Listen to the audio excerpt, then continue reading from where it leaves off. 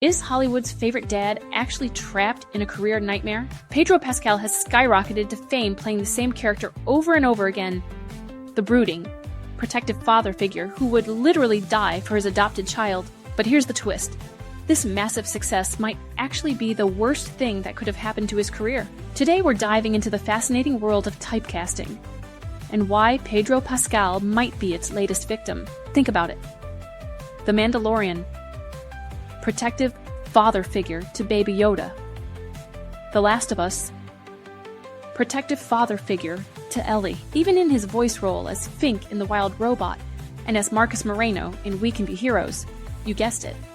More protective father figures. This isn't just a coincidence anymore, folks. Even Jon Favreau, the creator of The Mandalorian, admitted that Pascal has really cornered the market on this dad, protective father archetype. But wait, you might be thinking, isn't this a good thing? He's making millions playing these beloved characters. And sure, on the surface that makes sense. The stability, the fame, the consistent paychecks. I get it. But here's what you're not considering. Typecasting is a double-edged sword that has derailed countless promising careers in Hollywood. Remember when Pascal played Oberyn Martell in Game of Thrones? The charismatic, vengeful prince who was anything but paternal? Or his turn as the eccentric villain, Maxwell Lord in Wonder Woman 1984?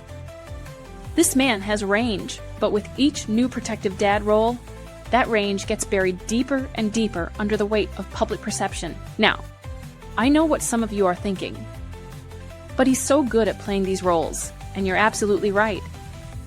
Pascal himself has said he's fiercely protective in real life, making these roles deeply personal to him. But that emotional investment comes at a cost.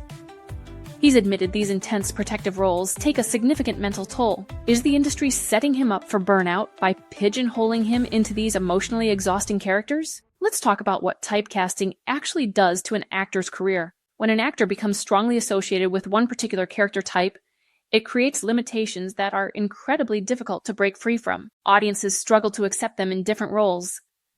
Directors and casting agents can't see them as anything else, and slowly but surely, the variety of roles offered begins to shrink. Think about it from Pascal's perspective. You work your entire life to master your craft, studying theater, taking small TV roles for years, finally getting your big break in your 40s, only to find yourself playing essentially the same character over and over again. The internet daddy persona that's developed around him might seem cute and endearing, but it's potentially a creative prison. Some of you might point to his upcoming role as Reed Richards in the Fantastic Four, or General Marcus Acacius in Gladiator's Second as evidence he's breaking free. But here's the question.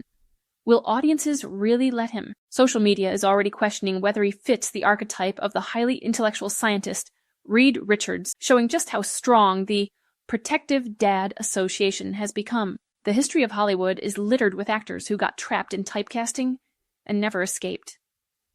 But there are success stories too. Bryan Cranston broke free from his comedic dad role in Malcolm in the Middle to become the terrifying Walter White in Breaking Bad. Matthew McConaughey escaped romantic comedy purgatory to become an Oscar-winning dramatic actor.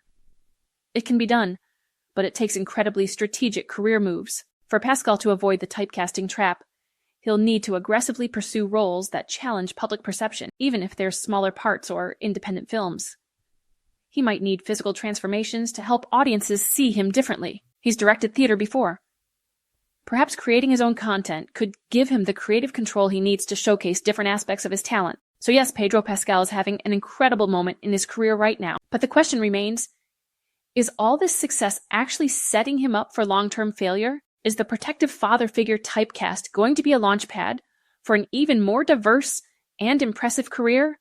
Or the role he can never escape? If you found this analysis interesting, hit that like button and subscribe to see more deep dives into the complex realities behind Hollywood's biggest success stories. Check out my other videos on typecasting in Hollywood, and drop a comment letting me know which other actors you think might be trapped in their own success. Until next time, I'm keeping my eyes on Pascal's next moves, and I suggest you do too.